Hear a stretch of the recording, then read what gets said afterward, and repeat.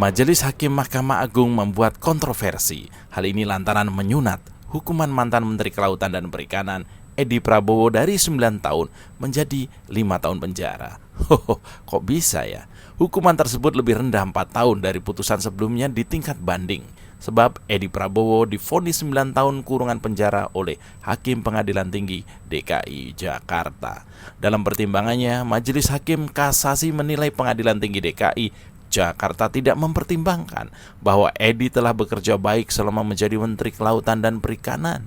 Edi, menurut Majelis Hakim Kasasi, memberi harapan besar kepada masyarakat, khususnya nelayan.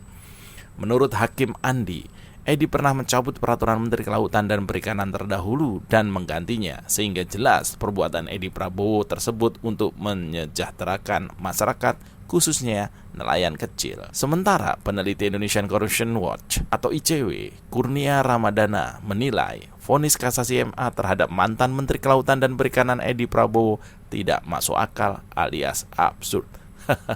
Jelas aja ya. Kurnia menekankan bahwa Edi Prabowo adalah seorang pelaku tindak pidana korupsi.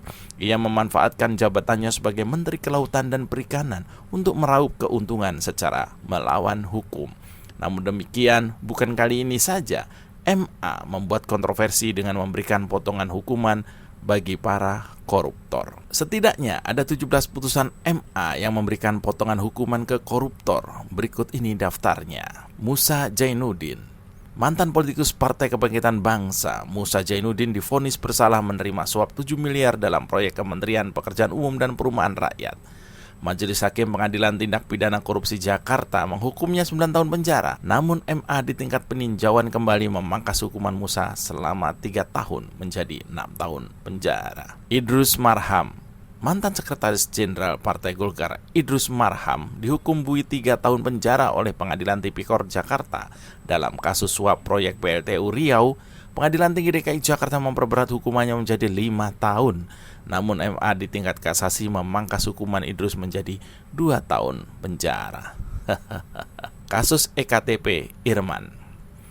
MA juga memotong hukuman 2 terpidana kasus korupsi KTP elektronik, yaitu mantan Direktur Jenderal Kependudukan dan Pencatatan Sipil atau Dukcapil Kemendagri Irman, semula 15 tahun menjadi 12 tahun. Kasus EKTP Sugiharto. MA memangkas hukuman mantan Direktur Pengelolaan Informasi Administrasi Kependudukan Kemendagri Sugiharto, semula 15 tahun menjadi 10 tahun. Potongan hukuman ini dikabulkan oleh PK yang diajukan ke MA pada September 2020. Anas Urbaningrum, mantan Ketua Umum Partai Demokrat Anas Urbaningrum merupakan terpidana kasus suap Hambalang yang dihukum selama 14 tahun dalam persidangan kasasi yang diketuai Artijo Alkostar. Pada akhir September 2020, MA mengabulkan PK yang diusulkan Anas dan potongan hukuman menjadi 8 tahun penjara. Arsun, mantan calon gubernur Sulawesi Tenggara Asrun, terlibat dalam kasus suap pengadaan barang dan jasa pemerintahan kota Kendari. Pidana penjaranya dikurangi menjadi 4 tahun di tahap PK, sebelumnya dihukum 5,5 tahun. Badarudin Bahsin, mantan panitera pengganti Pengadilan Negeri Bengkulu Badarudin Bahsin terjerat kasus suap penanganan perkara di Pengadilan Negeri Kapahiang. Di tahap kasasi ia divonis 8 tahun. Setelah mengajukan PK, hukumannya dikurangi menjadi 5 tahun. Dirwan Mahmud.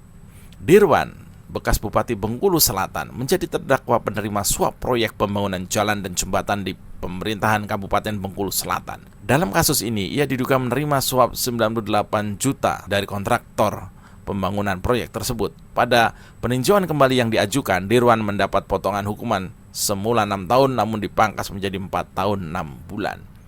Rohadi, bekas panitera pengadilan Rohadi didakwa menerima gratifikasi dari sejumlah pihak dengan total 11,5 miliar rupiah. Salah satu kasusnya adalah menerima suap terkait penanganan perkara Saipul Jamil. Suap menerima 50 juta untuk pengurusan majelis hakim dan 250 juta untuk mengatur agar Saipul Jamil divonis ringan oleh Majelis Hakim Pengadilan Negeri Jakarta Utara. Melalui PK dan keputusan MA pada Juni 2020, Rohadi mendapat potongan hukuman dari 7 tahun menjadi 5 tahun. Sri Wahyumi Maria Manalip, Mantan Bupati Kepulauan Talut ini awalnya dijatuhi hukuman 4,5 tahun penjara di Pengadilan Tindak Pidana Korupsi atas kasus suap proyek revitalisasi pasar pada Desember 2019. Pada September 2020, Sri mengajukan PK dan mendapat pengurangan hukuman menjadi 2 tahun.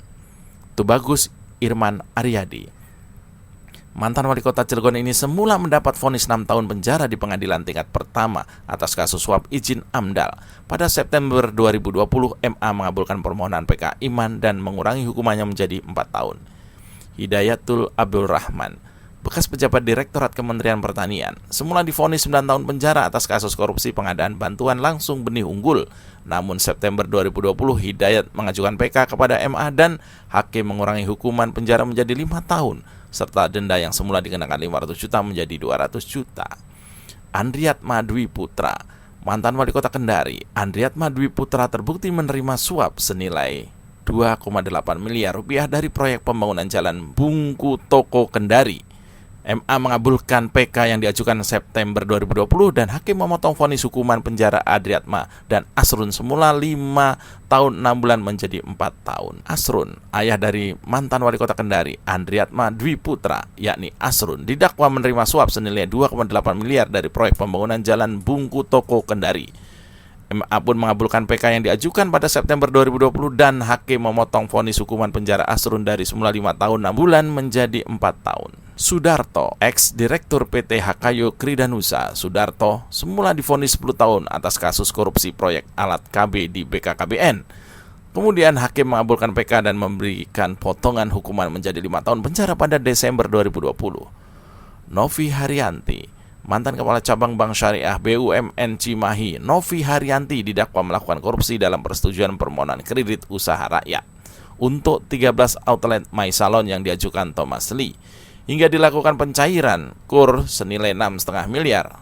Semula Novi divonis 3 tahun hukuman penjara, namun setelah mengajukan PK, hakim memberikan potongan hukuman menjadi 1 tahun penjara. Jeffrey Sitindaun, mantan pejabat Bank Sumatera Utara, Jeffrey Sitindaun terbukti melakukan korupsi pengadaan sewa mobil dinas dan operasional Bank Sumut. Semula Jeffrey divonis hukuman penjara 7 tahun, namun hakim memangkas hukumannya menjadi 3 tahun penjara setelah peninjauan kembali.